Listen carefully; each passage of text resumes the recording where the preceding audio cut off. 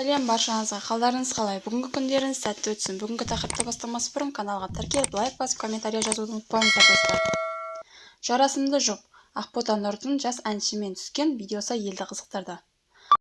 Актриса әнші Ақбота Нұр Сейдмағамбет жас әріптесі Әділет Жауғашармен түскен видеосы әлеуметтік желіде тарап кетті. Желі қолданушылары екеуінің арасында сезім бар ма екен деп қызығушылық танытып жатыр. Сүйгені үшін күйді Әділет Жауғашар деп жазды Ақбота Нұр. Желі қолданушылар болса өнер әлемінде жаңа жұлдыз жұп пайда болды деп жорамалдап отыр. Жарасымды жұп, бақытты болыңыздар. Бота десе бота, Әділет екеуі үйленсе жақсы болар еді, отбасылы болады. Күштісін-ай, бақытты болсын. Керемет жұп, екеуі жарасады. Мына жігіт саған ғашық, бір-біріне ұқсайды екенсіңдер. Керемет жұпсыңдар. Ақботаның алдыңғы жұбайымен бағы ашылмады, енді екіншімен бағы ашылып кетсе жақсы болар еді. Әлеуметтік жерде Ақбота Нұрдың өзінің оқырмандары Ақбота Нұрға тек қана бақыт тілеп, осы екеуі бірге жарасымды жұп екенін айтуда.